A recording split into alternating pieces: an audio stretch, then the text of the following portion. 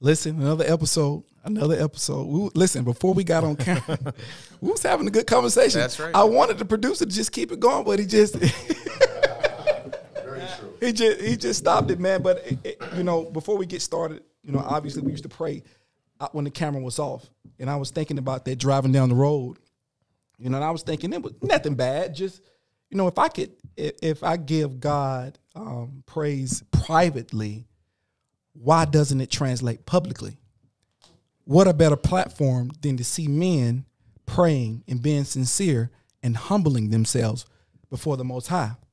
So, you know, I want to make a tradition that before we start, you know, we always pray, Ivan. I want to, but don't look like that. You know, when your parents are young, they call you to pray. Listen, you thought I was going, you need to be ye also ready. Nice. But we want to pray, man, and just give honor to God for the conversation we're having right now, that we're about to have, and that we may give him the glory out of everything that we do, because without him, we wouldn't be here today. Go ahead, Ivan. Father, we thank you for gathering us together today. We thank you, Father God, for this group of men, Father. We thank you, Lord, that we made it here sound in peace, mind, and soul. Father God, we know that iron sharpeneth iron, so we ask you that there be sparks tonight and something gets sharpened. We get better, we get wiser, we get stronger. And we just ask that your spirit be among us. You say where 2 or 3 are gathered in your name, there you are in the midst of us. So we ask that you be with us in this room as we translate all the information that it is that we've learned with one another and be able to grow and expand. It's in Jesus' name that we pray and give thanks. Amen. Amen. Amen. Man, listen, I'm thankful to be here. Keegan, how you doing, my guy? Jay? Man, listen, we got a beautiful, beautiful cast, and I've been waiting for this episode for quite a while. You know, we got a special guest in the building. Mr. Spencer Merriweather. How you doing today, man? Very good, Steve. How you doing? Man, I'm doing well, man. So, you know, we're gonna talk to you a little bit later too. Oh, yeah. But before we do, I want you to tell people who you are. Just tell us a little bit about yourself, man, before we get started with the conversation. Sure. Again, my name is Spencer Merriweather. I have the privilege of being the elected district attorney from Mecklenburg County, North Carolina. Absolutely. And hey, we need a clap for that. Yeah. We need a clap for that. I don't want to see you, but we need a clap for that. Listen, I'm going to keep it the butt. That's the only time I want to see you. I hear that. Come to jury duty, though. Yeah. That's what we need. Come to jury duty now. One time, listen, I ain't no jury duty like on Martin. Y'all remember that Martin episode? Be your servant. That's right.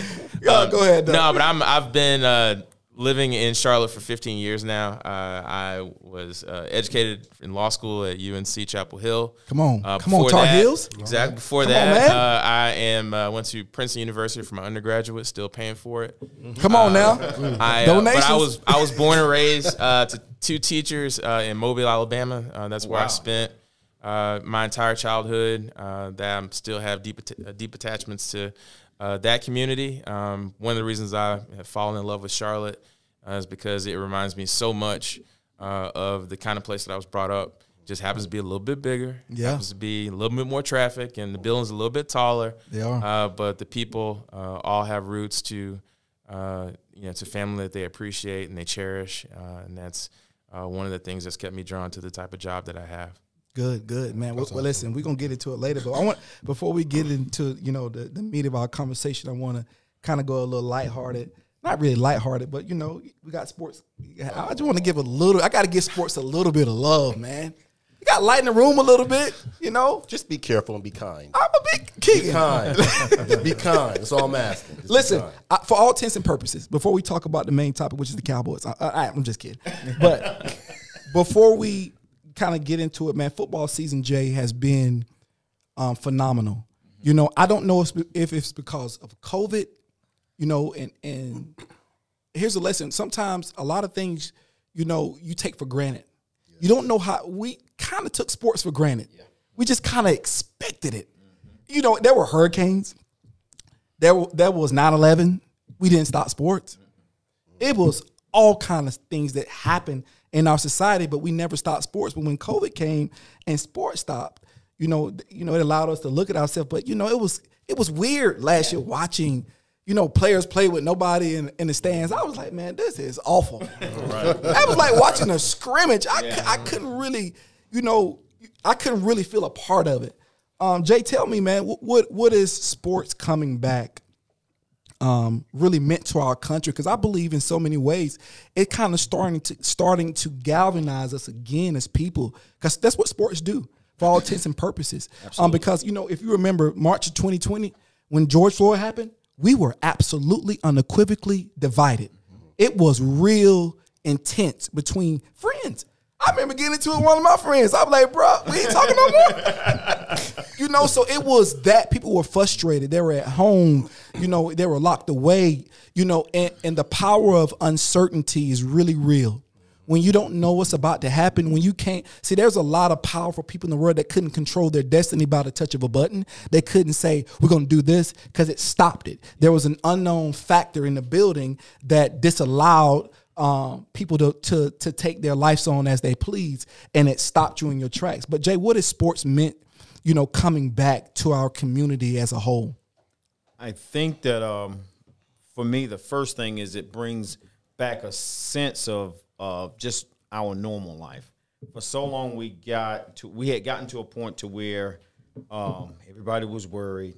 You know, everybody was living under some type of COVID protocol, in which we still are. But I think with sports coming back, especially football, we had a business meeting the other night. Absolutely. And for like an hour and a half, we're yelling at each other back and forth. We were back to doing what we do. Absolutely. You know what I mean? That is what we do. So I think that, you know, like you said, it galvanizes people. Like, no matter what your political affiliation is, no matter what any of that, when it comes down to sports, like, this is our team, so we're all rooting for the same team, and I think at some point you put your differences aside and you just root for your team, and I think that, you know, it's back to us just being us. I think that's what it is to me.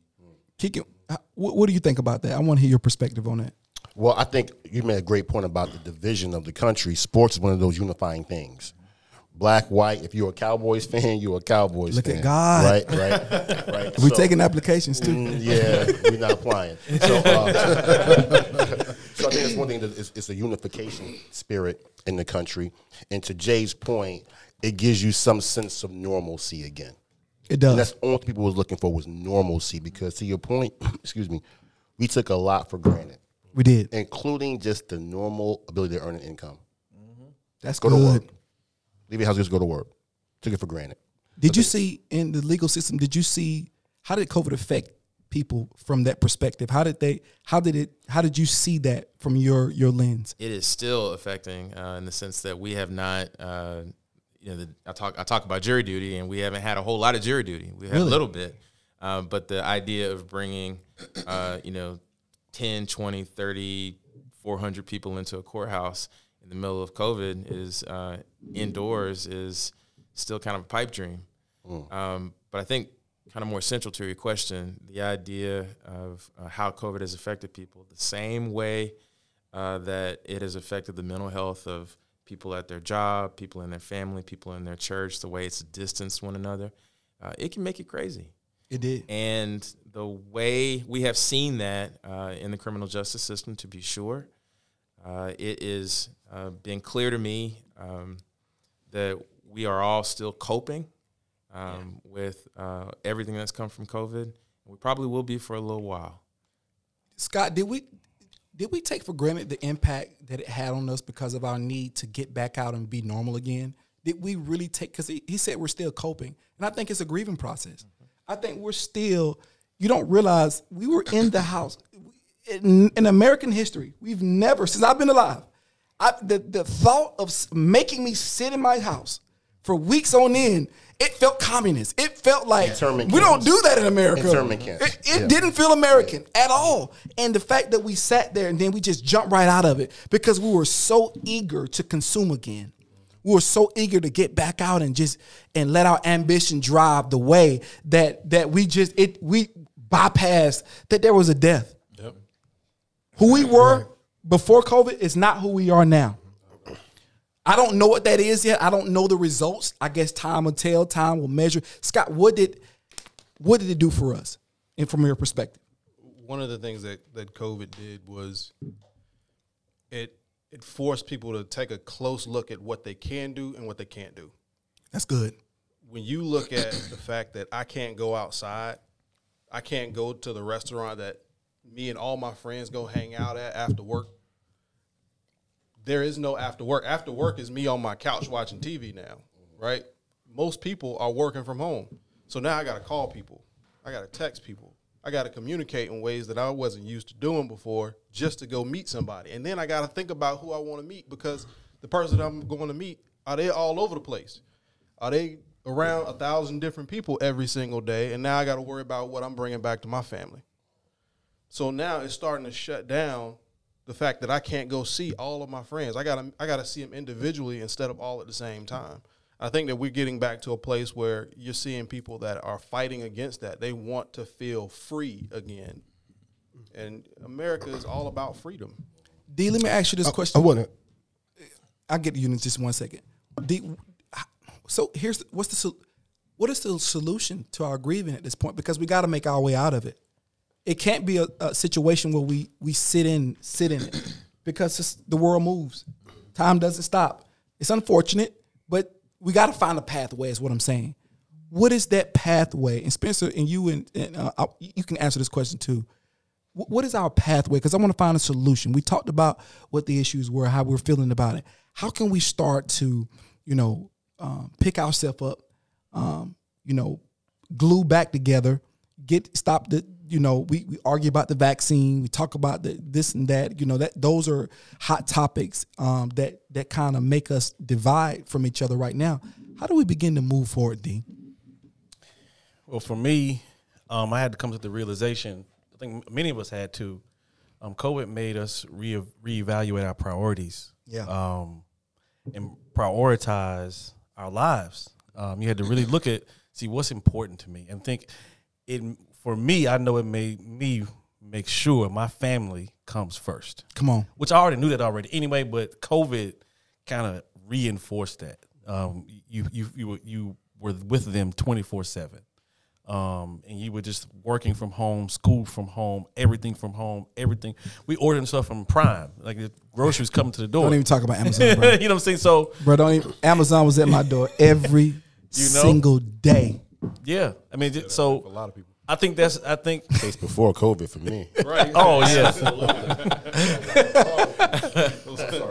No, you. It just, I think we have to just make the main thing the main thing. And that's how, and just continue to focus on those things. My grandmother and her sisters, they've told me, and I'm blessed that they're still living, they've been through this before. And I forgot the name of I don't know if it was tuberculosis, one of the coughs, one of those things. But in the old school, they got that little vaccine right here. Yeah. And she was telling me the story. She's like, we've been through this. She told me they've been through this before. And if they can make it through, then I know we can make it through. You know what I mean? They were stronger than we were. Just remember that. Granny was cut different than we are. I'm just being honest. You can see where they got their vaccine. Yeah. You know what I mean? Yeah. So, I think just making sure we as we come out of it, just remember what was priority then and stay that way. You know what I mean? So what do you think about how do we move forward, Spencer? Well, I think it is about rebuilding relationships based on those priorities. I also think that one of the things that came into focus for everybody is just how fleeting what you have is, because you had people who were rolling around with a lot of resources before COVID, and all of a sudden that economy hit them in the wrong way, and their family wanted in a way that they weren't expecting. Yeah. And now you've got to appreciate what want is. That's good. Healthcare, the fact that people who thought they were high and mighty and healthy as a horse, and all of a sudden in 2 weeks they were gone. It made you think about the need for healthcare in a way that you hadn't thought about it before. So as we rebuild these relationships, you hope that we still have the kind of empathy that was forced upon us over the course of the last 18 months. That's good. Go ahead, Ivan. What I wanted to say is to balance what Scott was saying. One of the things I really feel like happened is a lot of people discovered themselves during the pandemic as well. Because what it did was it forced you to be alone. It forced you to actually understand what your likes is, understand what your dislikes are. Who are you really as a person? Some people actually prospered, and historically, our country, the cream rises to the top when we actually have a pandemic or we have large crashes. And so the cream tends to rise to the top. So I feel like a lot of people actually in those senses was like, I'm not a corporate banker. I've always been an artist. And they actually put their art to work, and they actually now they realize that the thing that they were doing for a period of time is not the thing that they were created to do. And outside of purpose, the feeling of being irrelevant becomes real. When you're not walking in what you're supposed to be walking and doing that thing that drives you, then you feel like nothingness. You don't even feel bad. In your purpose, you feel bad because there you can get back to good. It's an extreme to both of them. But when you're not doing what you're supposed to do, and to your point, Ivan, a lot of people did discover that. A la myself, I decided to take that time and do something positive with it and say, I'm going to start walking. I'm not going to be ashamed anymore. I'm not going to worry about if people like me or don't like me. I'm not going to worry about a response. But what is my heart? It is advocating for our people. It is building our community. So when I die, it can be better than when I came. Right. That is my purpose in life. Now, how I do that, it'll look like this. It look like a podcast right now, but it look like a media company later. But it might look like this later. So what I'm saying is your purpose is always not one fold, but you must walk into it. Don't matter what it is. It don't have to be some grandiose thing. Man, think about it. Man, I remember going to my grandmother cooked for 15 children 3 times a day. No, 15 people 3 times a day. My grandmother did. That's purpose. Yeah. Now, all of those six boys, 7 girls had families and raised them successful. Only one of them out of 56 grandchildren is in the penal system. One. That's a generational blessing. No question. Yeah, that's what I'm saying. So that we got to, Jay, what is your perspective on that, Jay? As far as just how do we move? Because I want to get your perspective too, Keegan. Because I want solutions. Solutions are what move our country forward. Love it. It is what gets us back, not even just back to the place we were, but it gets us to a better place. That's what it does as a society. And I believe I'm optimistic enough. I'm just audacious enough to believe that we're better. We're better and we can be better. Go ahead, Jay, and then you, Keegan. I would simply say that to get back to I don't know if I want to go back though. That's good. I'm with it. You know what That's I mean? good. I don't know if I want to go back. Good. I think that we should take what we've learned and we should show back up a lot better. Come on. You talk a lot about showing up, D. I met Jay. We got to show back up. We got to be better, and we have to use the tools that were forced to, because they were always there. Yeah. But at some point, we were forced to go back and pick up a few things that we took for granted. We laid aside. We didn't need the shovel. Now we got to go back and get the shovel. Yeah. So now we got to figure out how going forward we can make sure that we don't lose sight of what we took for granted before. We got to stay on top of, and I think that makes everybody's life better, because once you start to do that, you start to respect other people's time. That's good. You start to respect, and it just and it trickles down. So for me, I'm not sure if I want to go back to where we were. I'm happy with the person that I'm evolving to become. Okay, I'll say that. I'm gonna connect the dot that Jay said and what Meriwether said in terms of, I guess, valuing certain things, and I put it in that perspective, because what I learned in COVID, and especially what I do for a living, people realize what was luxury and what was actually need. That's and good. You learn what not to live with. That's good. You learn what was like this bloat that you didn't really need, right? And so if you can take that thinking into a future now that you can actually manage your resources better, for me, solution would be, how do you prepare for catastrophe? That's good. Because in 2008, a certain part of our society thrived. Yeah. A certain part did not. Yep. Right? So I would suggest people in the room, like the people who did not. Right? So how do we as a culture figure out, how do we prepare for catastrophe and tragedy? Because it happens. It does. There's going to be another market crash at some point in time. Are we financially ready to right fiscal policy to actually manage our resources the correct way? Are we not spending things on the wrong things and on the right things? Are we spending money in depreciating things versus appreciating things? Or we start to you talked about this a lot. We produce an economic base. Yeah, but even before then, I think we have to get better at fundamentals, blocking and tackling, right? Because I would tell you that I'm gonna give you a straight up banking philosophy 101. Have 3 to 6 months of your expenses in your account set aside for things like the pandemic. That's good. People didn't. 2008 happened. People didn't. You didn't learn from 08. Went back to the same kind of behavior. So to Jay's point, how do we become better versions of ourselves with our resources after this? Because I'm telling you, it's going to happen again, whether it's a pandemic, a market crash, an industry or market segment going south that hits everybody in the wrong way. It will happen again. Will we be prepared? So my thought is, let's talk about how we make people prepared for those kind of things, because it's going to happen again. And I think we took you got something. Well, evolution is what you're talking about. Come on. And evolution is biblical.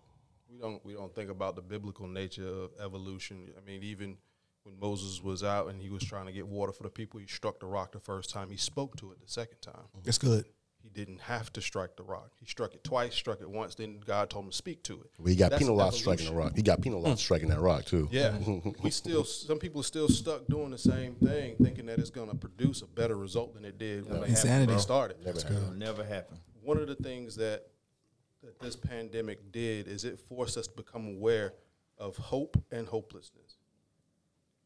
You got to think about how many people fell back into hopelessness when they were forced to be confined to a box. Other people went back into themselves and flourished. The most beautiful trees are the ones that are also pruned. That's good. That's great. You're preaching now. We can't force ourselves to stay in a situation where we're allowing ourselves to grow wild, because you'll find yourself with too much of what you don't need, just as you mentioned. That pruning is you cutting away what's unnecessary. That's good. For better growth, for more growth. That's to be good. able to take plant and grow in the right direction, not in the wrong direction. You got, I mean, one of my favorite lyrics that J. Cole ever said, he said, it's good you came a long way. The bad news is you went the wrong way. That's right? good. We don't want to go the wrong way because we got to focus on the right things and not the wrong things. And like you said, being fiscally responsible is how you do it. Be prepared. Stop going out and buying more than what you can afford. Don't go out and go buy a car that's more expensive than your house or when you still renting. Focus on establishing something where you own something that doesn't depreciate. Amen. Yeah. And that has to be a shift in mindset. You know, it is easy to say but hard to do. Because when your mindset, man was never created to be dominated or to be subservient. God didn't create, when we fail, God never took away dominion. Dominion was never taken away from your psyche. The ability to activate it at will was, you in these kind of mortal human bodies, you can't really do much. But your thought process for dominion was never taken away. And that was on purpose. So you can understand what want is. Because if you understand what want is, you won't take it for granted when you get it. Absolutely. So Steve, I think Jay had a counter. Go ahead. Okay. no, go ahead. Although Jay had a counter, I would just say, because in my world, I had to deal with the bad things that happen when these kind of things pop up, right? And so, You in the insurance world, just insurance financial services, and so you find yourself trying to help people put it back together, right? And what I just saw was COVID happened. We weren't prepared from a cultural perspective. Some individuals were, but from a cultural perspective, we weren't prepared. That's what I want to go to next. Keep going. 2008 happened. We weren't prepared. We didn't learn from 2008 in this particular pandemic. The 80s, there was a person in the 80s. We weren't prepared. And we're always, like when the world gets a cold, we get pneumonia. Right? That's good. And so we have to be able, not at some point in time, to Jay's point, we have to come back better versions of ourselves out of this so we can withstand these things from happening, because it's going to happen again. It's a cycle. Market crashes, pandemics, social issues, they happen over and over and over again. So you can't keep making the same decisions expecting different results, because it happened in the past and we still have not learned from it yet. And now we have to make the we powerful, because so we talk about it. We're not just talking about it, right? We're doing it. We're doing it, yeah. See, what we've done, we've taken the philosophy that we talked about on camera and we've created an investment group. We're doing an investment group. We said, why not put put our money together, because a lot of things are loud, but ain't nothing louder than that dollar. I'm gonna be honest with you. It has volume. It got a lot. And listen, it made people do a lot of crazy things in their life. Green Money, is the most powerful color. it is. God didn't say you can't serve two masters, God and the devil. He said God and mammon. He said money. Those are the two things that run the world. So, you know, and with that being said, Spencer, how do we move forward? What are the steps? I know what we've done, because I know what we couldn't do. I know what the obstacle that we faced. Because when things like this happen, black folks get affected more than any culture out there. In your estimation, from where you sit, how do we continue to move forward? How do we become better versions? How do we have a plan in place from a legal perspective? Because listen, people been robbing. Yeah. People been, if you got to feed your daughter, Jay, I'm going to keep it a buck, but I'm feeding my daughter. I'm feeding my kids. Baby's got to eat, right? I'm feeding my kids. People face that. Yep. People was faced with decisions they were never faced with. People made decisions. Everybody sit high and mighty until you're sitting in that seat.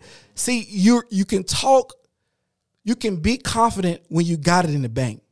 When you don't, and your kids are hungry, and you feel like, especially as men, and your reputation on the line, because providing that's the thing for a man, being able to provide, and you can't do that. What would you do?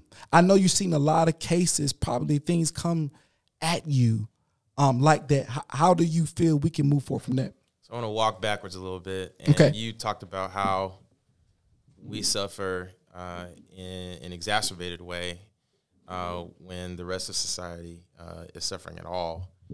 And I want to focus for a second, because I think it answers your question about what it is that has made us endure.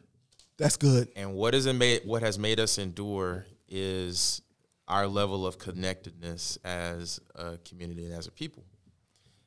So understanding that and knowing that the end result right now in this moment is particularly worrisome is youth violence and youth crime. Yeah. So if you think about what happened during COVID, is if your central network in your community is your church, you can't go. If for the youth in your community, if your central network and the way that you have at least half of your value structure is from your school and your teachers, you can't go. If you rely on your parents in your home to be the people from whom you get your values and your structure, and they still are having to figure out a way to go to work, and maybe they're staying home with you, and that stability is gone. Man. So you start seeing these strings that are like just snipped one after the other. It shouldn't really be a surprise to us why things are off the chain right now. It is. Because in all the ways in which our children and our youth have been connected and relied upon structure and relied upon modeling, relied upon this development, all that's been gone. So when I tell you that what we need to be focusing on is rebuilding relationships, what I really mean is re-engaging with these structures and institutions and community cornerstones around us, so that we can be prepared for the next tragedy, so that we can be prepared for sort of the next storm. Because I'm here to tell you, as all evidence would demonstrate, in its absence, we are suffering in a bad way.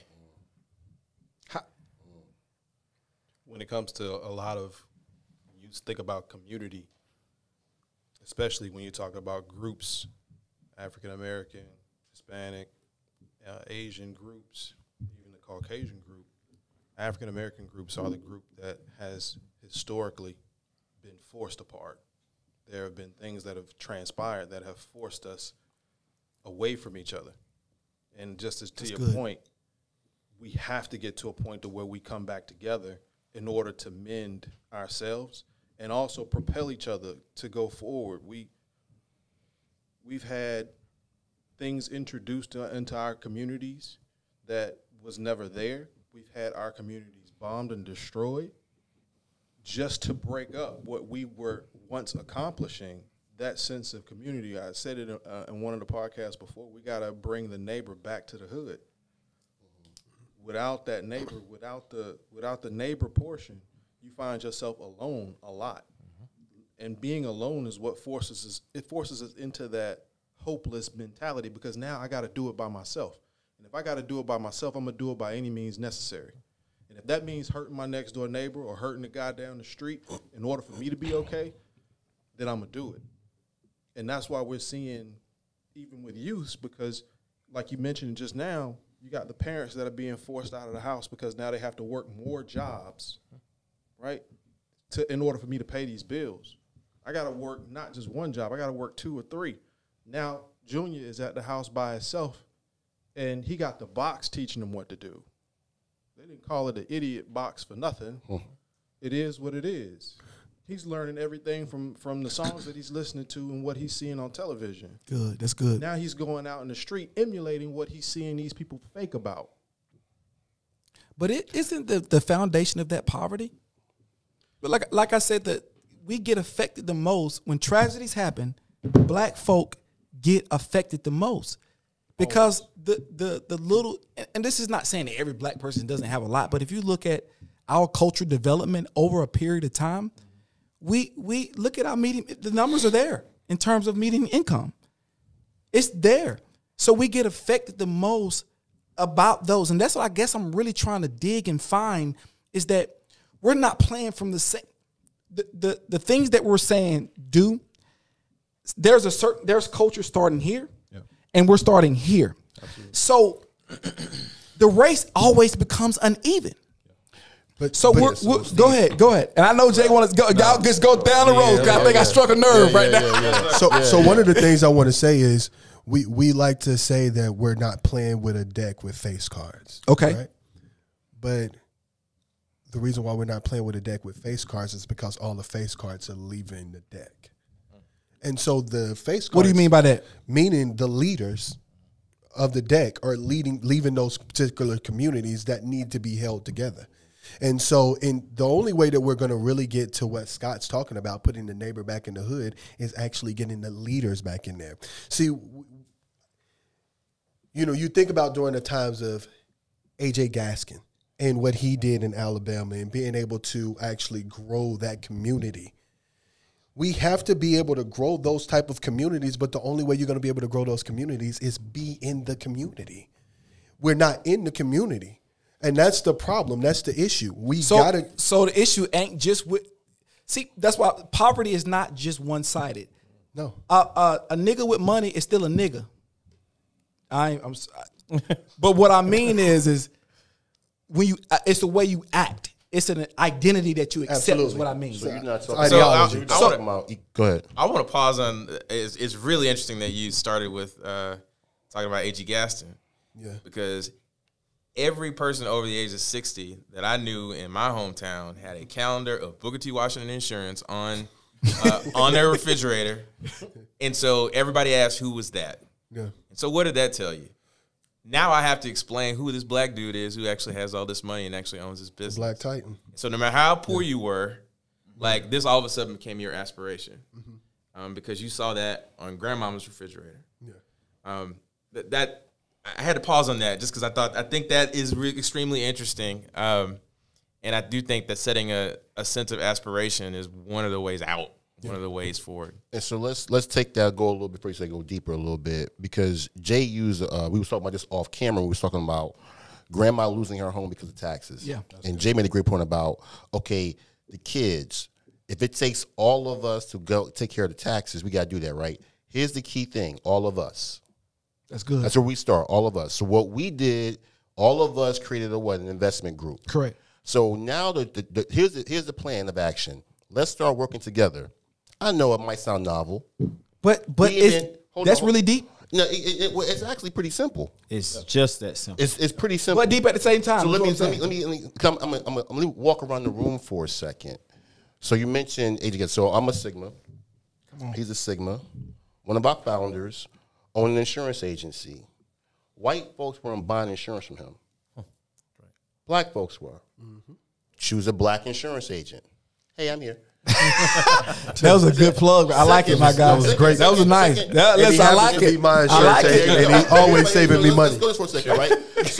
So he's my client, and then I actually buy services from him.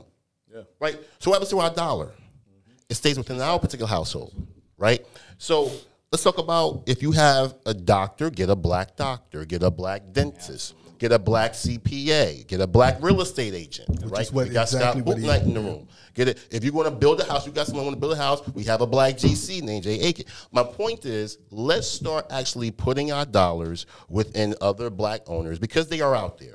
One thing I want to start pushing back on this is that we don't have any black entrepreneurs. That's facts. We do. We do. Yes, absolutely. We do. The problem is when I look at my portfolio of clients, the majority of them are white folk, just being honest, right? So let's start actually being intentional about where our dollar goes first when talking about buying goods and services. Because those are those you can actually control. You can control who your CPA is, who your real estate agent is. You can control those. You can't control you can buy groceries from Walmart. I get that. Get gas from Gate. I get that. But where you can actually control your dollar goes, pick and choose black people because we're out there. We do great work, right? And you'll be happy you got good service as well. I want to piggyback off of that because your last statement was we do great work. Mm-hmm. The stigma is that we don't. Facts. That's good. And that's one of the reasons why. Ooh, Jay, you got a response. Yeah. That's it. I don't believe. That's why I say it's a stigma, though. I say No. it's a stigma. It's not true. It is. Yeah, It's I wanna hear from- absolutely no, not I true. know it's not true. No, I'm Absolutely not saying true. that though. Right. But It's a stigma that we don't when we do. So you find a situation where there's a lack of trust amongst us, Right. amongst our people when it comes to each other. We would rather trust somebody, a white guy, because we feel like he knows more about the field because of how he looks, versus working with my brother that's been doing it for 20 years, that we've seen his work, and we'll still go choose the other guy. And it's not to say that that's being racist, because it's not. I'm not talking about it in a racist way that we should only choose black people, but we don't even give us a chance half the time. Because you're taught Whitewashed. from a very early age Yes. of what superiority looks like. Yes. I can remember Yes, as sir. a child, That's good. first, my mom would always say before she passed, the first place either one of her children went to when they left home the first time was the church. I remember going to church in the South, and the first picture I saw of Jesus was what? White. Borgo. What the thing? So Blonde hair, I blue want eyes. to break something down here. So at 3 or 4 years old, when you're first learning to understand things and how things work, right? And you're being taught as a toddler that this figure right here is the most important thing in this universe. There's nothing else above this. And who does he look like? He didn't look like my dad. Yep. So we're taught from birth almost an inferiority complex. Absolutely. Right? So now what we believe in it, and it follows us all through life, is that, well, they're going to do it a little bit better. Their water is a little bit colder. And we want it so bad. Like, I study a lot of the civil rights era. And I listen to a lot of stuff. And one of the greatest things I ever heard King say is that I'm afraid that I've integrated my people into a burning building. And because, and at that point, King had, I'll say this, when he was nonviolent, let's do this, he was fine. But when he started talking about the money, and when he started to talk about The Poor the People's real March. injustice, now he had to go. And so you have to understand what we're faced with. I'm going to bring it full circle and go back to something else. I don't buy into the fact that we're losing the race. You're talking about a people. That's good. Come on. The most resilient people to ever walk the face of this earth. There's not one other race of people in this country, creed, culture, anything that ever was slaves on this land as a group, okay? So we keep saying that we're so far behind.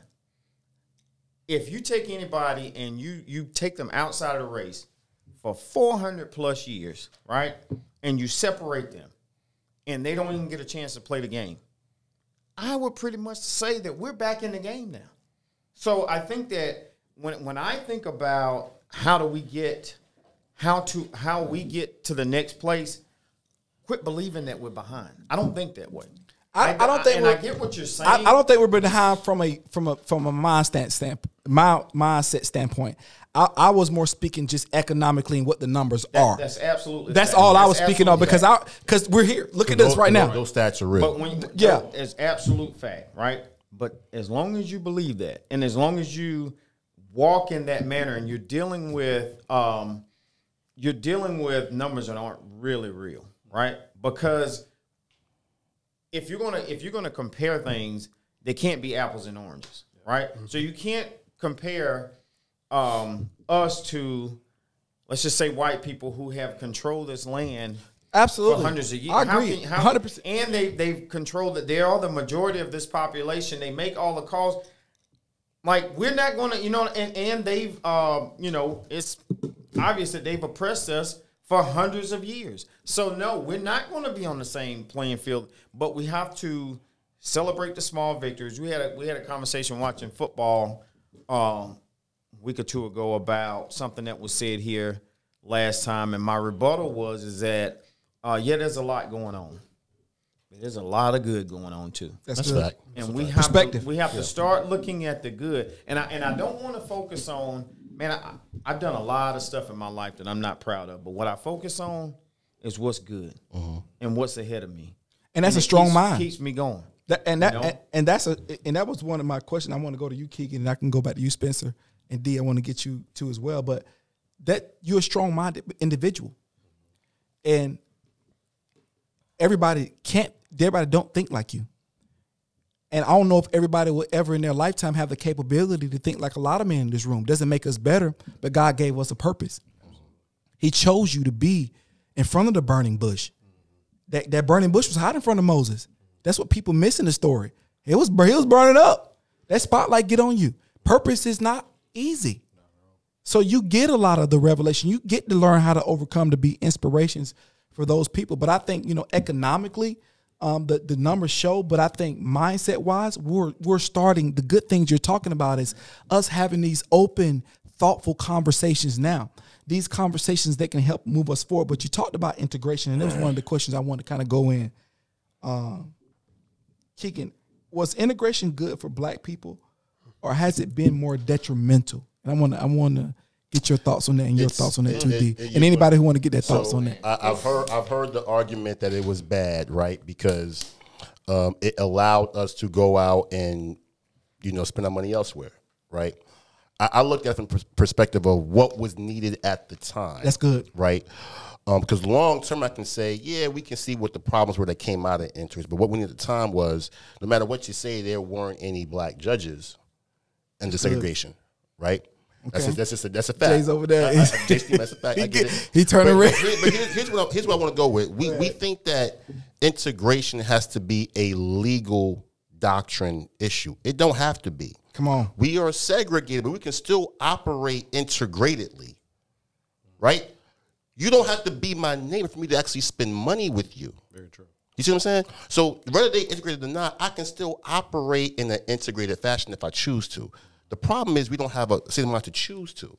So yeah, they can segregate us. I can still spend money with a Black person. Because to me, whether I move out the hood or not, I still have to pour money into that man's garden. Do you think it was beneficial? I think at the time it was needed at the time. Because of economically? It was economics, it was legal issues. Because America essentially, and I'm just playing devil's, America essentially, what could you do outside of the realms of your country? Like, did we have the resources to be nationalists, truly? I understand what Malcolm talked about, Black nationalism, but did we have, honestly, the sustainability? Tulsa existed. Well, let me ask you a question about that thing, because here's my point, because Jay's steaming over after the smoke. He's steaming. Listen. Here's my point. He a peppermint over here right now. But here's my point. Because we integrated, can we still not rebuild a Tulsa-type situation? Absolutely. Can we still rebuild a Rosewood-type situation? Can you still rebuild a Wilmington, North Carolina-type situation? You can still rebuild things if we choose to. Would you have complete taxation. Would you have complete control over that? If you own an asset, the answer is it's yes. economics. Yeah, the answer is yes. economics. Social integration. There's no such thing as social integration without financial integration. And that's what we lost. Because what they were willing to do is, and we still see it today. I cringe when I see people going crazy about them taking down a statue. But they won't pass any laws on our behalf. No question. They won't give us, they're not going, but they'll take down the statue. Well, that statue wouldn't bother me. I don't care. I can drive right by it. I get why some people, but it doesn't bother me because I want more than that. I want something of substance that's going to affect my children and their children, right? So, again, I think with the social integration thing, I think that what happened was I studied Claude Anderson a lot. And one thing that he spoke about, he said, I didn't even know this, but he's from Winston-Salem. And he was speaking on the fact that his family and a few other families, they own a large busing company. And he was saying, like, during, like, obviously around during the King thing or whatever, and when they were, what he was basically speaking on is like the bus boycott, right? Yeah, bus boycott. Mm-hmm. And he said, well, I can't understand why. The whole time they sat and they walked and they ran, they carpooled and stuff and went back and forth trying to get people where they needed to go instead of starting their own bus company and busing it. And he said, we had that. And he said, what happened with social integration was they had cab companies. All this is right here in Winston-Salem, North Carolina. They had black cab companies. They had, and he said, as soon as then people start to say, oh, well, we can ride this bus now. This bus ain't good enough anymore. Right. We can ride in these cabs now. Right. This cab isn't good enough for us anymore. So now we're sitting here and we're talking about the same thing. I wrote a paper one time about, basically the same thing that we're talking about. And, I kind of drew a parallel, like way back in, I think it was early 30s, A. Philip Randolph. He went to Roosevelt and he was basically, begging for jobs and justice, right? You fast forward to 88, Run, Jesse, Run. What was the cry? Jobs and justice. 2008, in the park in Chicago. What was the cry? Jobs and justice. So we've integrated along that time, we've integrated into a system, but our cry is still the same. Why is it? Because they are willing to, you can come in to the building and you can play with us, and we're going to use all of your resources to our benefit, but you don't have any ownership in this, and we're going to control all of it. Yep. So, Jay, I got a question then. I'm sorry. I got a question. Go ahead. No, I want to get your perspective on it. Then go ahead, Keegan.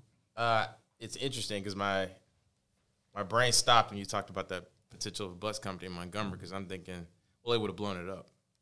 That's true. Probably so. They would have lit it on fire. Yeah, probably exactly. So. Yeah. And then they would have denied the insurance. Yeah, right.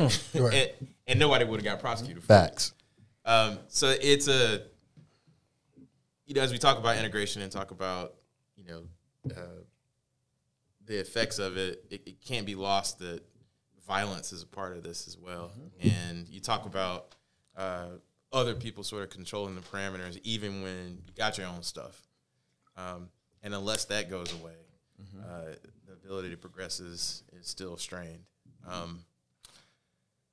I sit here. My parents both graduated from historically black colleges and universities. My mom went to Stillman College in Tuscaloosa. My dad went to Alabama State. I went to Princeton. And so my experiences were different than theirs. And I was built upon their experience. Come on. And yet it was really important for me to do the stuff that I did because it was kind of like I can play anywhere. I can do whatever you do, and you can't stop me from doing that. Now, you bring up an interesting point. It's possible that the only reason I was able to do those things is because someone decided that they could tolerate me doing those things. Because there was only but so much control that was, that I was going to be afforded in those places. Unless you are taking those, I won't even call them opportunities, but taking that room that you're given and turning it back into something that becomes an investment in where you are and where you live, you probably haven't gained much. And maybe that's the central question to. I think that's big. I think that's huge. Yeah. I think that's huge because I think that, and that's part of what I'm speaking to, because going back and forth about whether integration, we're beating a dead horse. It doesn't matter. We're here now. It's ping pong. Exactly. So what I'm saying is essentially, and I may not be articulating it well, but it's a bad thing when we get there and we walk away, and now we're looking down and like, why y'all still over there? And that's a bourgeoisie. That's a bourgeoisie issue mindset in our community. Yeah. Go ahead. Because we have to, and not to take your time, but we have to make sure that our resources remain our resources. You know, we got a brother sitting in a room that went to Princeton. That's not a small thing, right. man. No, that's You know big what I mean? things. That's a big thing. Listen. And he's sitting here with Listen. us. Listen, I ain't You know what I listen. mean? I'm so But I'm I so so It wasn't paid for ICDC college. Hey, we ain't talking about ICDC. No disrespect to ICDC. He said that was a little flex. Yeah, I said Princeton.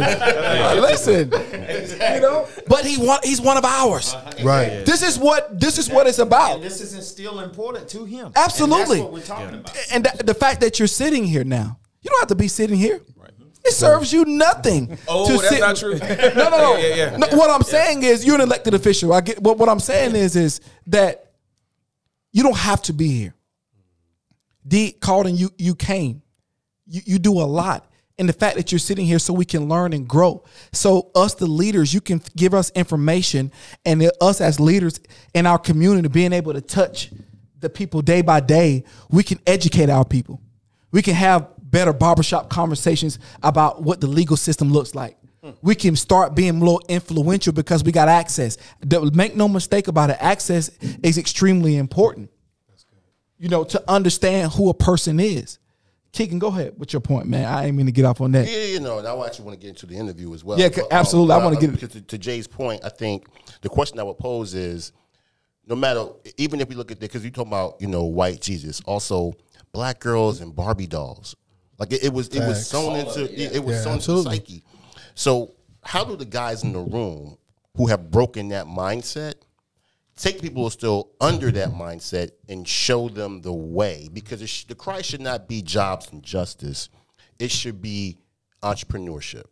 It should be spending your dollar with somebody who looks like you. We got to start pushing that narrative at some point in time. We've tried everything else. I think it's ownership overall. We need to develop an ownership mindset, because you don't have very much control when you have no ownership, and when you lack economically, you don't have ownership. You mean in our own markets? You mean in our own markets? Yeah, absolutely. Come on, I'm gonna go somewhere with that, and I think this might be something that Spencer wants to even speak on as well. You know, when you don't have an economic base, it's easy to dismiss you. Ice Cube said, "Dollars bring dignity." The reason why the hate bill was passed for Asians was because they have an economic base and they create a fear in this country, right? When you think about anti-Semitic language is not going to be tolerated, it's because they have an economic base in this country, and they're feared for that particular point. And I'm just going to be honest, even Middle Eastern people, until the towers came down, nobody was messing with them either. Let's take it a step further. Homosexuals. I think one of the first things that Obama did when he went in office was signed off on paperwork for them. Yeah, but here's because they have an economic base, and they work together. Those are different issues. Hold on. Different issues. But they no matter what, whether it's a political one or they lock arms and they walk together. One message. What do you mean, D? Before we get into it, go ahead. Homosexuality is totally different than what we face. I think he was talking about just them galvanizing. The race. I'm just saying, policy wise, that's something different. But we're not talking about that. I'm just saying, even with that voice. I'm going to be an Obama apologist. I'm going to be an Obama apologist anyway. So that's where I am. So for me, just to say, oh, that's the first thing he did. You know, he did a lot, but y'all know what he did in prison reform, bro? Yeah, he did a lot. That affects us. Black farmers. I don't think that's the. I'm just saying, what I'm saying though is he did a lot for us, but it's not going to be. This is going to be the black bill. It's not going to say the black bill. Why can't? Because he did something. Because the prison reform was for us. Why? Because you can't cure pneumonia without at least curing the underlying cold. And so when you are solving African American problems, it's not a surprise that you're actually solving some other people's problems as well. Absolutely. I think that's the idea. But my point being is, and then I'm gonna shut up and I'm gonna not say anything else, so everybody else can talk. You lie. But everybody else, same point you made about Justin Fields. They have no problem with labeling this for everybody else. But when it comes down to us, I want you to find me one piece of policy that says us. Civil rights bill. I'm talking about Yeah, your man. that's I'm talking about us. your man. That's Your us. man. The one that you said that. So you want to be what black bill will fix us? I'm just There's not a black issue. So I didn't say there's that. not a no bill. What I'm saying is there's not a black. Like this one issue that can say yes. This is it. You crunk up now, D. You was being quiet. Ready? Listen, Jay scared of you. But Jay scared of you, by the way. He won't even respond to you on the chat. Listen, he shook. He's sitting back in this. Stop it. Didn't say anything. But D, he did pass laws for black farmers. That was specific for minority-owned farms, right? So the point is, what that ain't a big thing for us was a big thing for them. Yeah, right. For black farmers. Farmers. But that's not what Jay said. We created the Mountain Hole. That's not what he was talking about. We were talking about galvanizing a group of people to force your agenda. But we have to get what's our agenda? That's my point. So here's where I'm going with this is at some point in time, at some point in time, as the leaders, we have to lead. No disrespect. I can't wait for a politician to do it for me. I'm in the community. What you're doing on a daily basis, we need 10 times that, bro. Right. From everybody else in the room and people outside the room as well. I'm with it. Go ahead, Ivan, before we get into the interview. No, I was just going to say that's exactly what he was saying, because the fact of them actually galvanizing together, they got something done. Yes. The Asians getting together, they got something done. We have gotten together on specific topics and it doesn't get done. And so he's not looking for it to say a black bill. He's looking for it to say, hey, we hear you too. Because they've heard everybody's voice, but our voice seems to go unheard so often. The agenda? And it's, all right, now you're going to get reparations. No, not reparations. What was the holiday? Juneteenth. We're gonna give you Juneteenth, and we're gonna sing this song terribly before everybody. But look at the stuff you're throwing out. That's people was like, "What's our agenda?" I keep saying that, but like, if they come together and come up with an agenda, we mad because somebody's not come up with the agenda for us? Okay, we don't even have to have an agenda. We do. We have to figure out what we want. It's based on what it is that you've already stated you would do. 40 acres and a mule. Make that come into what actually 40 acres would be worth today and one mule, and start to divide that up. Easy. Now, I'll listen, before we get into it, I want that to happen. I don't know how realistic that is. I believe it should happen, but kind of bringing it all together, Jay's right. We got to do for self. We can't take less. We have to have pride within self. Yeah. And that's okay for us for our stuff to smell good. It's okay for us to live in an all black neighborhood and us not be worried and not think that the value of our house is high or low. Yep. It is okay for us to be who we were created to be in the beginning. That's okay. If we can accept that, but it's also insinuating circumstances. There are also obstacles. There's also a fair amount of trauma. A lot. Mindset is real. It is. True. Mindset is not a game. And don't take for granted your mindset by diluting it by pretending everybody has the same mindset you have. When you're special, you're special. Walk in that. But in that walking in that, in the fact that you're walking in you're special, grace has to abound to others. That's true. That's what humbles you. That's what keeps you understanding that you were blessed with a gift, and it's not a right for you to be as smart as you are. It's not a right for you to serve the public like you do. D, for you to serve the public, for you to be a real estate agent, for you to be an artist, for you to be on a construction business, for you to be an insurance agent and a financial planner. That is not, you didn't just get that knowledge because you were just that good. Perspective, and look at every man's perspective. But we're going to go to my guy Spencer because we want to talk about the legal system, man, because I want to get into this, man, because it's important, because our relationship with the legal system is strained. Fractured. If we're being honest, I'm terrified. I don't want to see you. Outside of this room, I said it earlier, I don't want to see you. And that's a real thing. And it's not you, but it's what you represent right now. Sure. And again, because it has not been kind to our people. We've not seen the benefit of the legal system. We've only seen the repercussions of what it does to our community. That's a real thing. It's not a blame thing. Those are the numbers. Right. You got to be honest. That's the realistic piece to what we experience every day. Are we going to have all the answers tonight? No. But what I want to do, let me open up my phone real quick. I want to ask a question. I want to start off with this. And if anybody got questions, I know we just want to have some questions for you, man. Sure. And just want to talk with you so we can bridge the gap, so our people can understand the relationship, see what you see daily.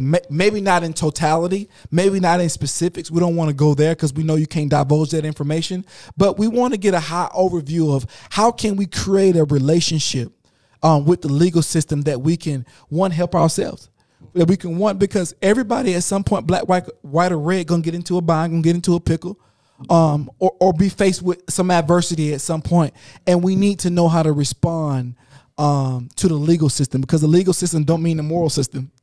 That's true. Correct. It don't mean if we're being honest, sure, it does not mean the moral system. It is not purely placated on right and wrong. It's a lot of different factors that deal with that. So what I want to ask when we get started, and everybody can ask their questions, we can begin the dialogue with you, Spencer, if you don't mind. Sure.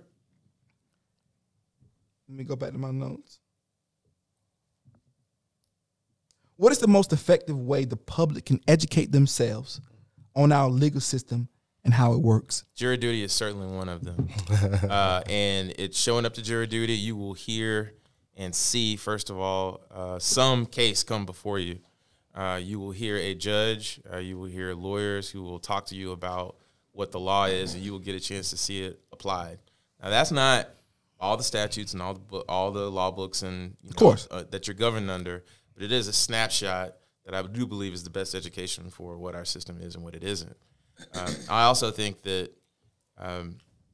we talk about what's the best way to affect the system, and I think you're exactly right that elected officials can't be the people who drive, of course, public engagement in our government.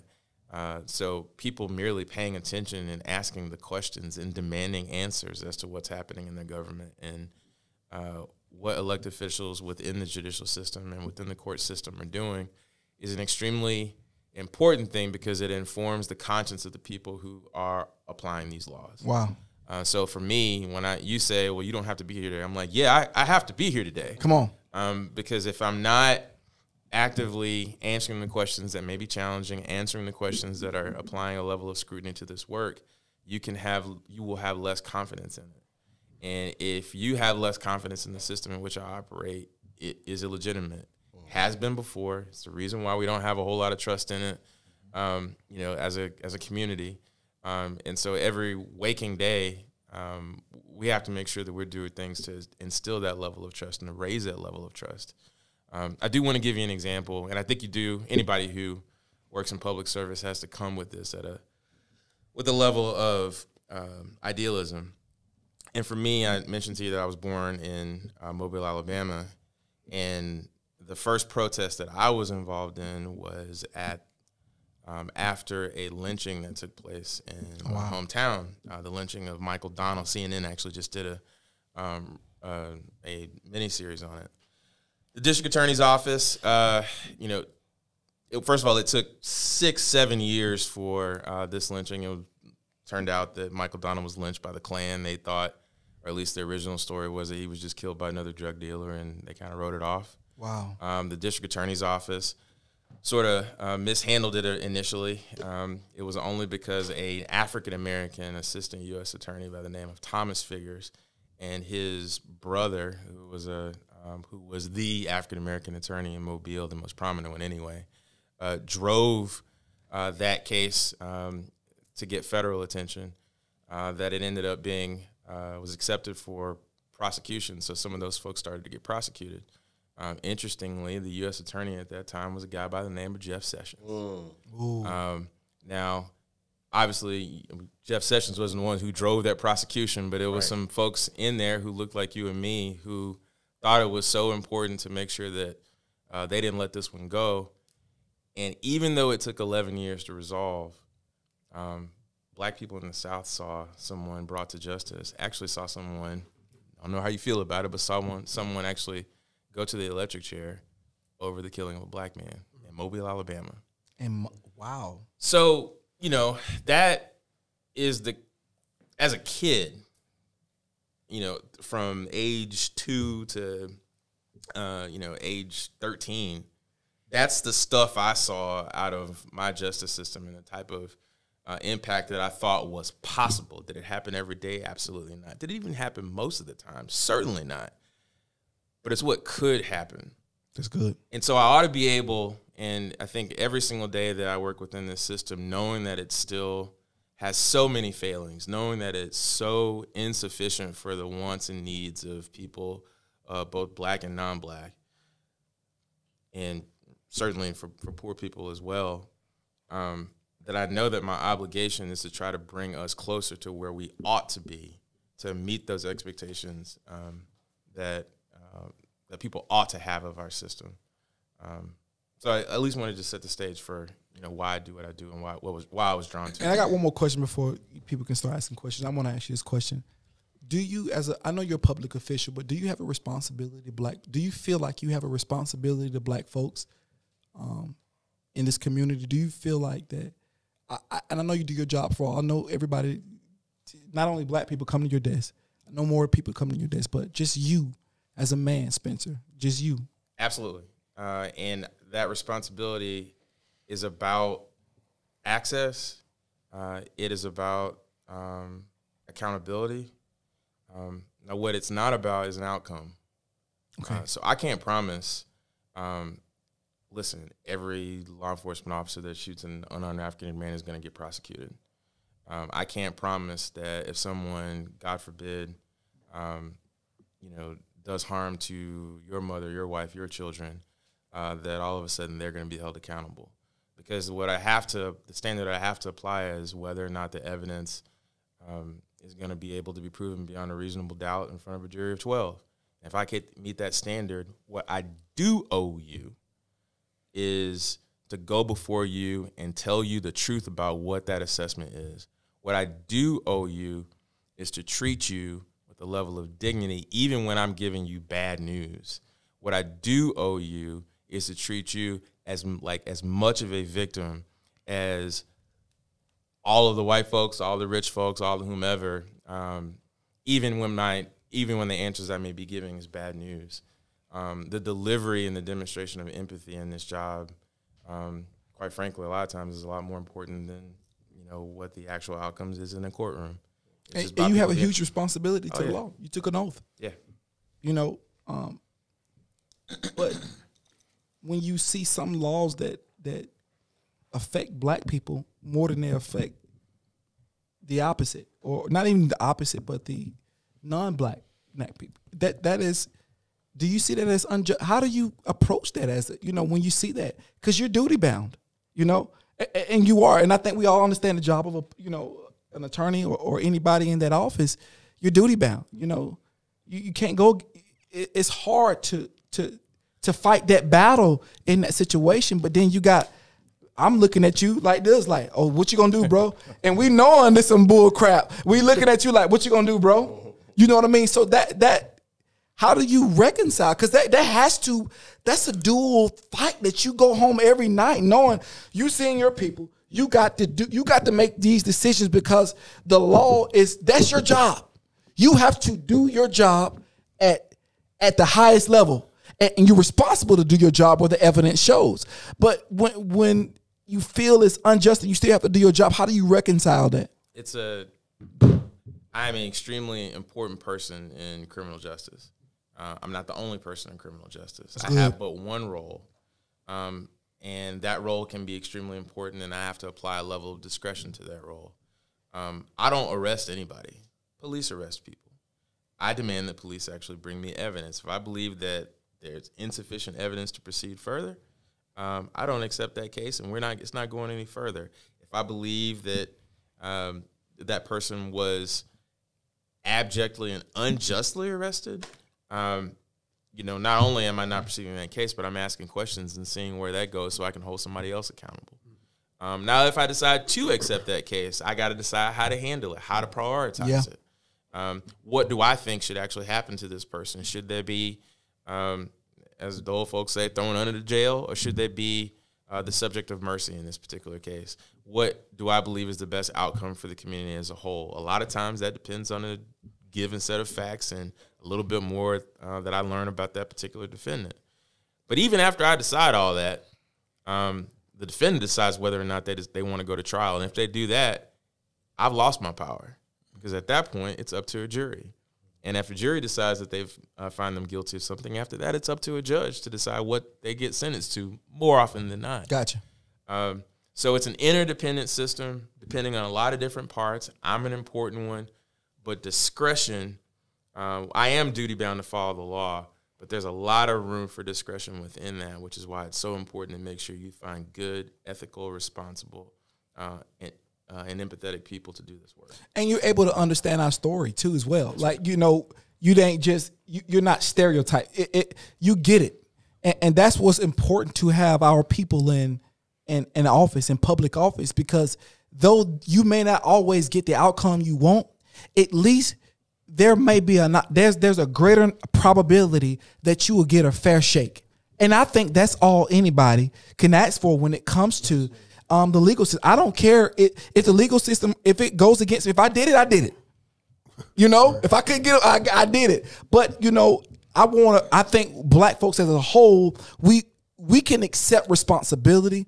But when you start seeing so many discrepancies everywhere, the trust, and you can go ahead, Jay, and I know Keegan want to ask some questions. Whoever, I'm going to open up the floor to ask questions as well. But when we start seeing so many discrepancies, then the mistrust comes, and then everybody, even our own people, get looked at sideways. That's why I wanted you to come in too, so we can start to build that trust back with our public officials. Go ahead, Jay. Earlier, D brought up the point of prison reform, and so a few years back, I read this book. I'm not sure if you aware of it, but it's called the new Jim Crow. Jim Crow. And it basically, that's what it's about. And it talks about, private prisons and all of this. We're 12 to 13% of the population. And this doesn't speak to your office directly, but we're over 50% of incarcerated people in this country. How do you feel about that? I'll start by saying this. That means that we've got a problem. When you have such a heavy,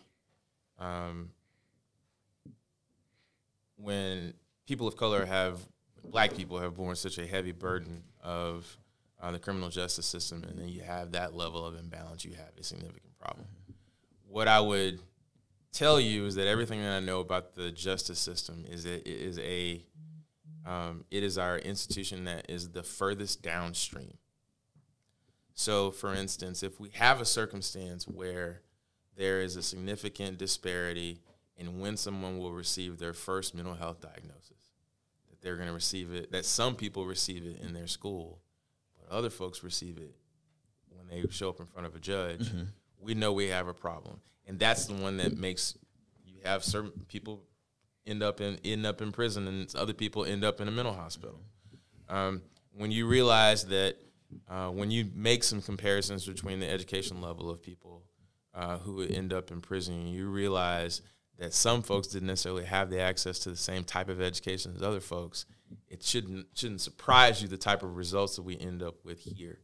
So often, what we see in our prisons is what we have input to our society in many steps along the way before someone ends up at a courthouse. Does that absolve the criminal justice system of responsibility for those racial disparities? Absolutely not. Okay. But it also probably tells you that there's a lot of blame to go around throughout. I can agree with that. Absolutely. I just want to make a statement. Representation matters. I know you say economics matters, which is you're told. I think the two to a certain extent, go hand in hand with They don't conflict. Representation matters because you have individuals that look like you, that understand your empathy, understand what you're going through. To have them in the positions means something. So you have, coming up next year, you have the DA that's going to be on the ballot. But also, that's one of the roles. But you have the judges, the other individuals that are in that courtroom, we select. And nobody really thinks about that. Nobody takes the time to figure out who's the judge in my district. Because those are individuals who make the decisions. Not forget the ones, but the jury is different. But you have stuff for other stuff. The judge is like, let me make this decision, and they just go with it. We select those individuals. I think we got to really start being more active, becoming more educated when it comes to who the people we put in position that look like us, that think like us, because that's coming up next year. Judges, DAs. Once you get to the federal level, it's a little different, But the individuals that you vote for appoint those people. You know what I mean? So we really got to start thinking about that. And we got to create importance to that. We got to make it important. We got to make it interesting. I ain't talking about, trying to shice people and do. I'm talking about giving people this is real information that people can digest. People can take home. People can say, okay, well, let me see how this works. People can hear, men, we're the leaders of our community.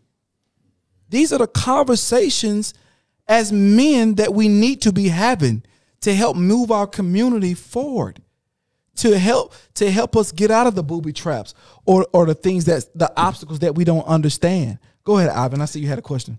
So just real quick, what is something that we can do that we can translate to our families, to our children and our children's children, as well as to our communities? How can we actually get to know our officials a little bit better? Like really understand them, really know our officials, be able to actually sit in on meetings and things like that so we understand what their foundation is and what it is that they're looking to do. Because campaigning is one thing, right? You're only going to hear the highlights in a campaign. Come on, but Instagram. to really actually know who that candidate is in order for us to make the right decisions. Because just like one of the things to echo Keegan so many times is it starts here. It starts home first. It's local first. You can't really focus on the federal because those things take forever to affect you, but local is where it's at. And I just really want to be myself personally. I want to know what it is that I can teach to my sons so that they can actually make these kind of good decisions from the beginning. Oh, I wouldn't write off that campaigning so much because I think that campaigning is extremely important, particularly for people who hold positions within the court system. A lot of times, just as we said at the beginning, at the outset for me, I can't talk about cases when they happen. When bad stuff happens and when you probably want to really hear from me, I can't talk to you. I'm ethically barred from talking to you. So the time for you to apply scrutiny to me, ask me hard questions is when I'm out there on the trail. And the same thing is especially true for judges who really can't talk to you. And when they do talk to you, and when they are on the campaign trail, all the dots are on the map.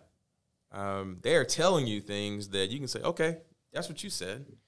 I have things that I said 3.5 years ago. That is, I'm sweating bullets thinking about the fact that I know I have not been in a position to be able to deliver on some of those things, and I'm going to go back out there and tell people why it is that I haven't done it and what's my plan for accomplishing that if they decide to give me another 4-year term. Okay. Does that take away trust? Do you feel that the public trusts our public officials when like you said, like you make campaign promises and then they're not happening. Right. And when we're like, bruh, right. You told me this was going to happen and none of it's happening. How do you deal with that? Because I don't think people understand. Like, it ain't just you. Again, you are a piece of a system.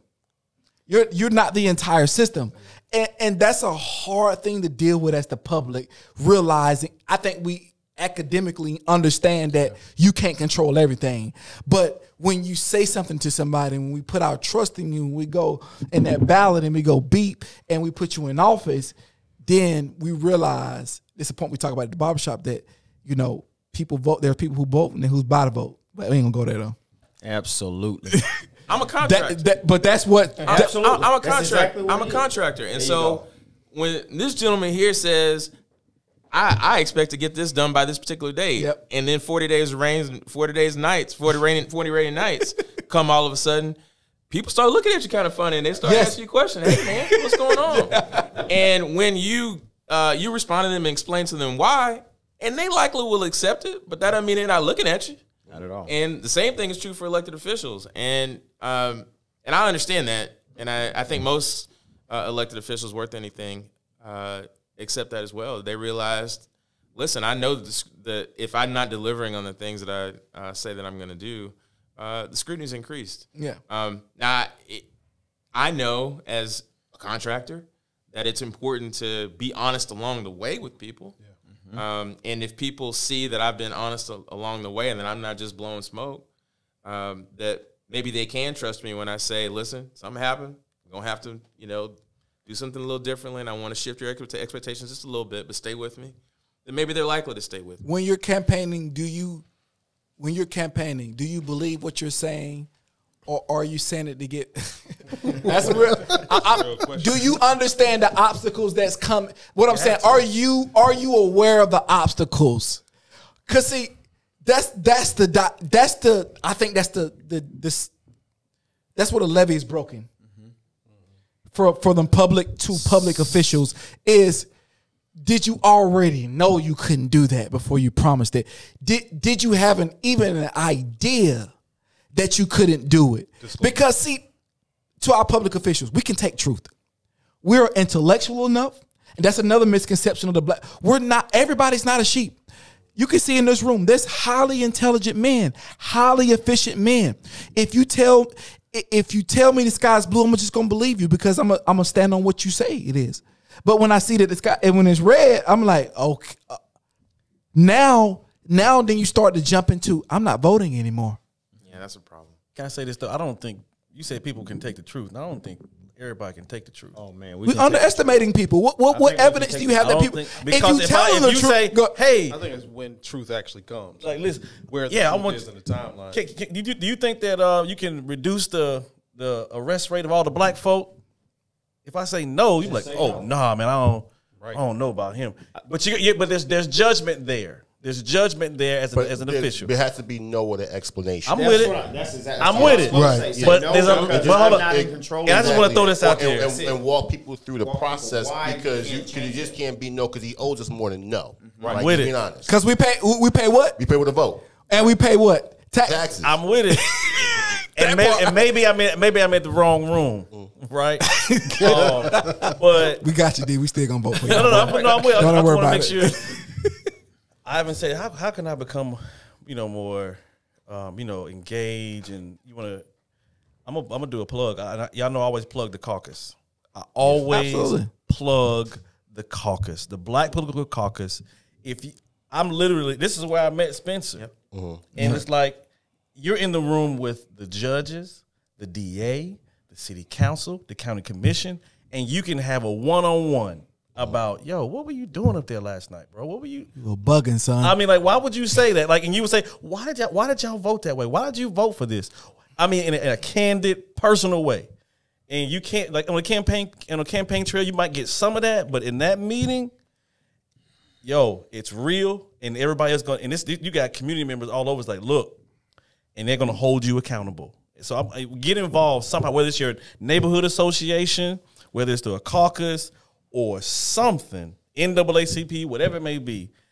Those are the rooms where individuals are in. It's like, all right, you can hold them accountable to what they say. I gotta say this because acceptance often comes from disclosure.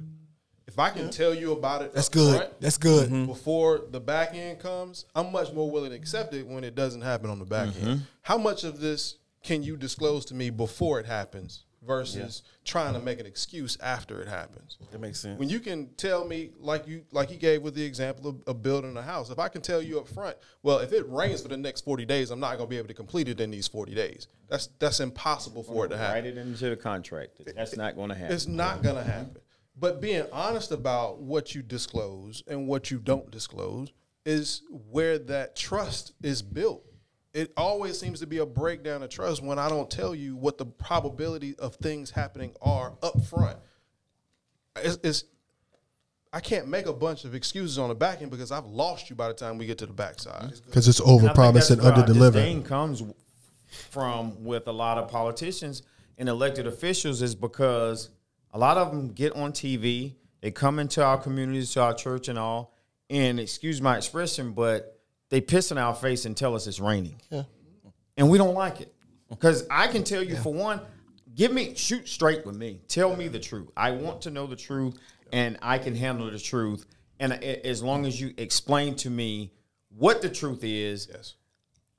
I'm intellectually sound enough to understand that, look, your power only goes so far.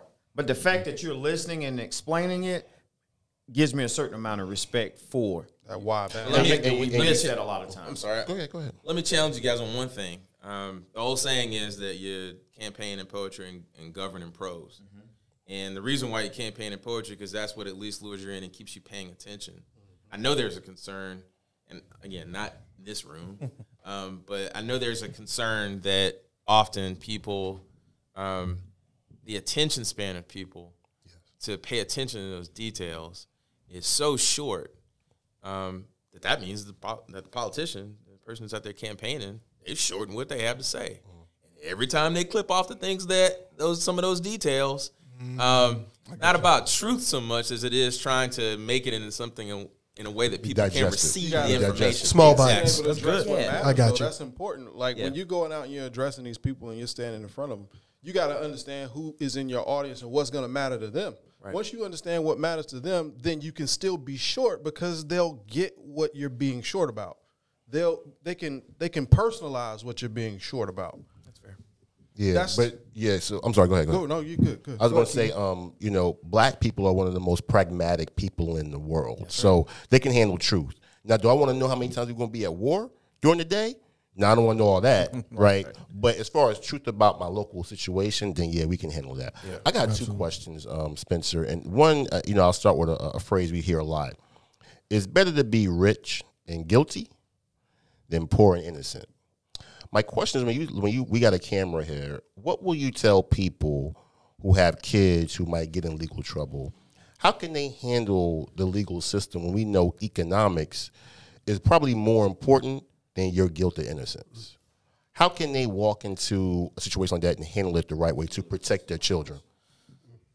Let me say it this way, and I know people won't believe what I'm about to say, Well, you campaign in poetry. Yeah, right. Exactly. No, that's right. That's real. Well said. Well said. Objection. There you go. Sustained. Yeah, there it is. We got you. So, where I sit in the system, if I got in trouble tomorrow, there are public defenders, appointed counsel that I would want to represent me before many, if not most, of private counsel in this community. And part of that is because that public defender is almost in it the same way I'm in it. It's their vocation. It is their calling. Not so much worried about the money. It's their calling to go in and try to do what they can to make sure that this person has the best advocacy as possible. And they're not worried about signing the checks. They're not worried about any of that. The other thing is, a lot of times that big deal private counsel has not necessarily, because they're worried about the dollar and cents, they're not necessarily able to devote all of the time to that single case. Now, granted, if it's the rich person who dive on in, they might give it that amount of time. But in my experience, more often than not, I have seen what we refer to as indigent counsel do some amazing things in a courtroom. Now, what I see as the challenge for people who do not have resources and do not have means is really well before we get to the court system. Because I might see some kids out in Myers Park who, before they even show up for court, they have gone to inpatient treatment. They have had a mental health assessment. They have had all of these things, and all of a sudden it showed up on a platter for the district attorney and for the judge. and all that's right there. And then we're not talking about murders and rapes and robberies at that point. We're talking about some of the simple stuff. That if you don't have those simple low-level crimes, if for some reason you were to commit a worse one later on, your record's not as bad, which means your prison exposure is not as bad. When I talked about inputs into our system, that's how you find sentence disparity. People say all to me all the time, like, why is it that black people get more time than white folks? And I say, that's not true. There's a piece of paper that actually tells you what you're going to get when you go walk in there. Problem is that if you've been stopped a couple times and all of a sudden been caught with, a little bit of, something you shouldn't have had on you, and all of a sudden you pled guilty to it, that's 1 point. Pled guilty to it the next time, 2 points. All of a sudden got caught driving somebody's car that wasn't yours, and you said, well, I'll just go ahead and plead guilty. I don't have time to deal with all this mess. 4 points. And you walk in there, and all of a sudden you get involved in something that's real serious. Somebody who hasn't had those sort of police interactions in their neighborhood, the same amount of thing.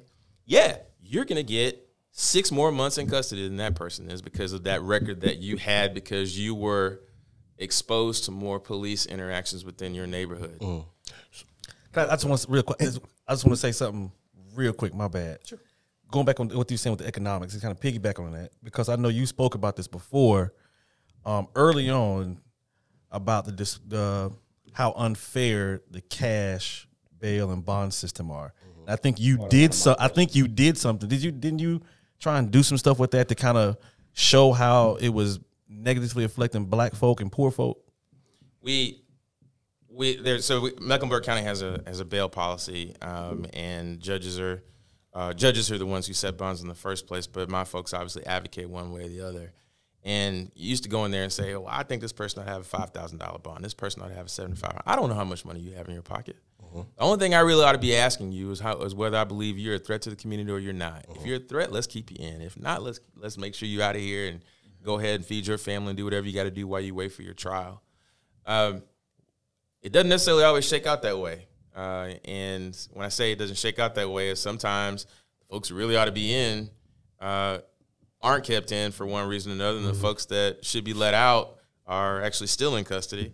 I can't tell you the number of times that we've had people who committed like armed robbery after armed robbery after armed robbery who get in, get out, get in, get out, get in, get out. And I got mad black folks who are looking at me being like, what are you doing, Mr. Merriweather? I heard you talk about bail reform and all this other sort of stuff. And I have to tell people, that's not how this was supposed to work. So there are a lot of unintended consequences when you're trying to change a system, because all of us in those interdependent parts, we're learning. But our goal is for this to be about safety, not about creating debt for people. This is about keeping your community safe, having it be equitable, determining how dangerous you are to your community as opposed to how much money you don't have in your pocket. I think that's part of the issue is you mentioned the word discretion earlier, right? So we can look at the paper and say the score is X, the score is Y, but if I have discretion and you don't look like me, I'm more often than not going to do what I want to do with that person. It's not going to be a little bit tougher. And so that's part of my representation. I wanted to make about discretion. The second piece was that $7,000 bond, that's a money thing, right? So my question is, now I'll try to ask it another way or just directly, is there anything that people can do right now to start being able to say, okay, if something happens to my child, I am financially prepared to address the legal system? Because I'm telling you, the biggest issue is, I love PDs as well, public defenders, but when you're managing 40 to 50 cases, that's how much time can you really give me? So now the goal is I got to plead this guy to the best possible source I can get him to so I can get to the next thing. It becomes a revolving door to some degree. Can I give a real scenario? And this is, I'll be as transparent as possible.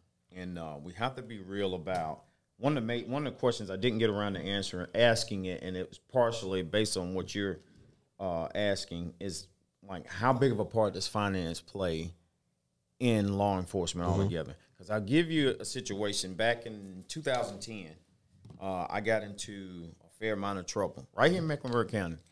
And so I got out, and the first thing I did, I found a lawyer. And I found a really, really good lawyer. And so we met Starbucks over on East 7th Street. And he said, well, what do you want? I said, I want this to go away. That's what I want. And he said, okay, well, it was a white guy. And he said, well, what happened was you were profiled and you got stopped for driving a nice car while being black. And that's how we're going to play it. And to your point, he sent me over to, it was a McLeod Center back then. He sent me over there to take a class. I'm in there with a bunch of people, DUI and stuff like that. And before we left, he slid a napkin across the table, and he said, if you don't want to go to court at all, you don't have to show up at court anymore at all, and this is your number. I never went to court. I completed my course or whatever, and he did what he said he was going to do. The next thing I got was a letter in the mail from the courthouse saying that, you know, it was done. You know, all charges were dropped or whatever.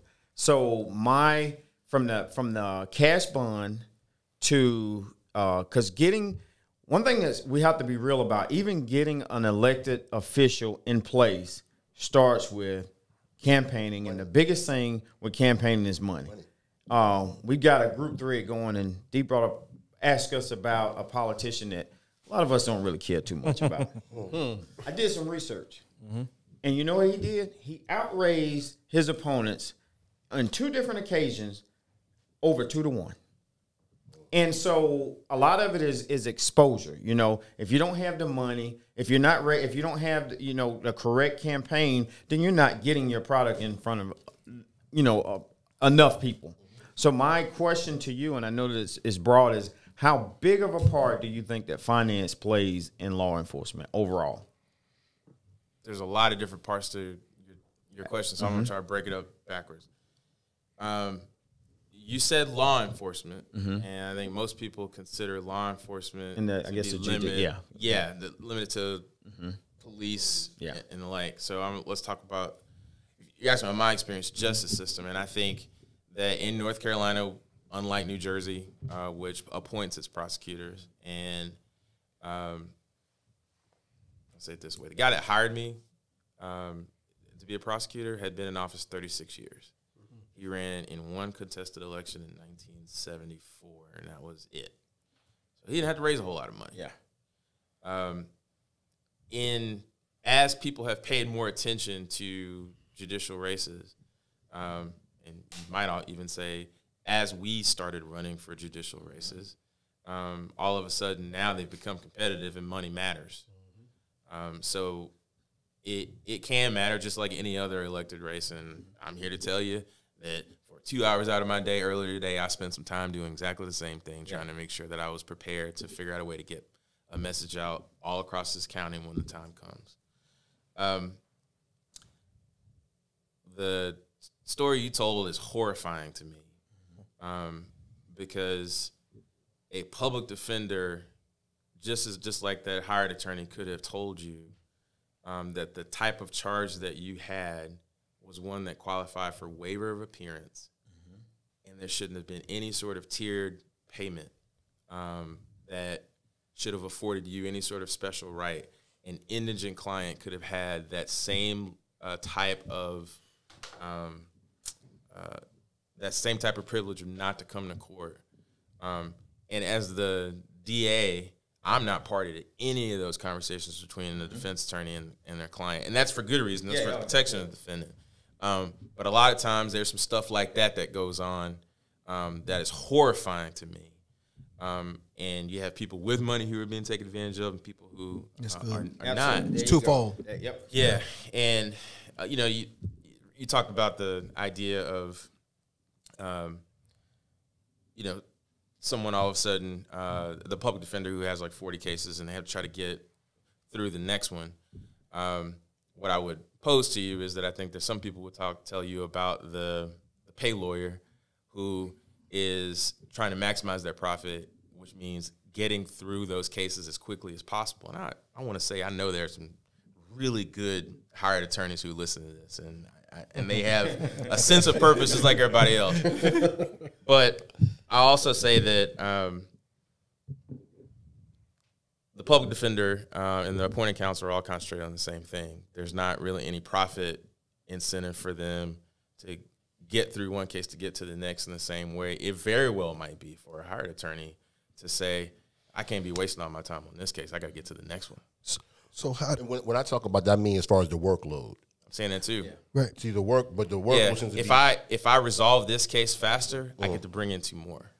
So not to interrupt, and I'll just say that, you know, so what I heard when the guy told me that is, because see, sitting where I was sitting that day, and from family members to friends and all that, you know, are currently in the penal system, right? I'm not going to take that chance. So I had the ability to do something that most brothers didn't have the ability to do. So and that's why I'm asking that question, because to me, my freedom that day was bought, because it's either you're going to gamble where you've seen so many people lose, Yes. or you're going to take this and you're going to go that route. So I hear what you're saying, and I definitely respect it, but it's not what we always see.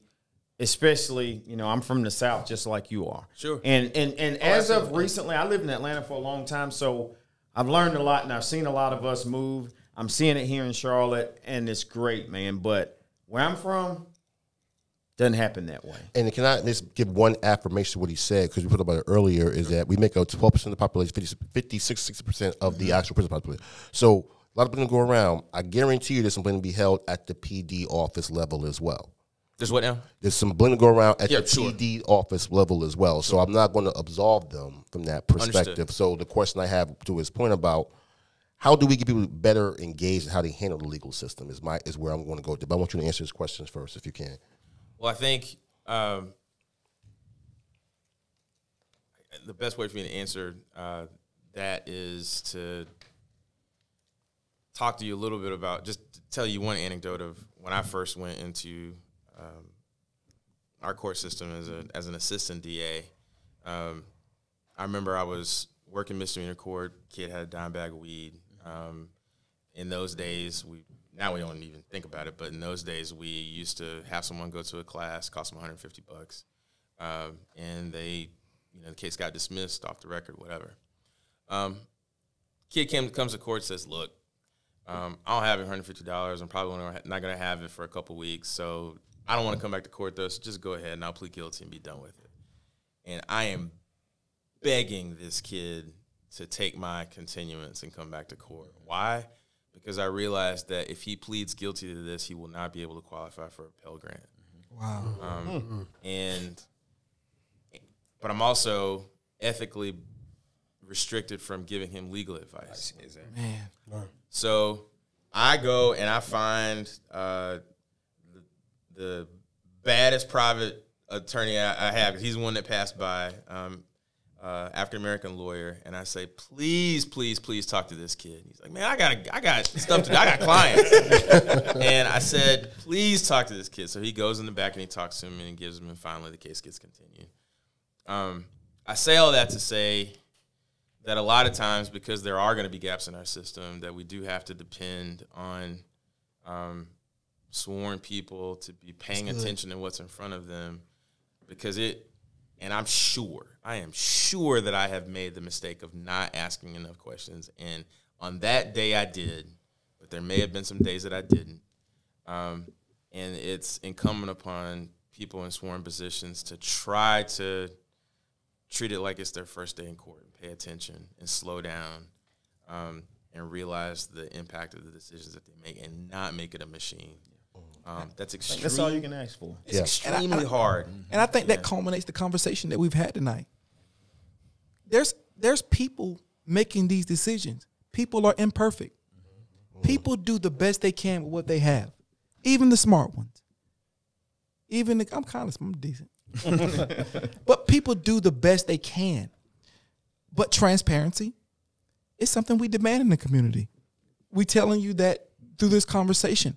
We won't we can handle it, is what we're saying tonight. We can handle the information. We don't need poetry. We want truth. We're men. We take care of our families. I want to know what's going on in my community. I want to know how I can help my family if I do get into a bind. Man, I appreciate you coming. I appreciate being here. Thank you for Super the dope. invitation.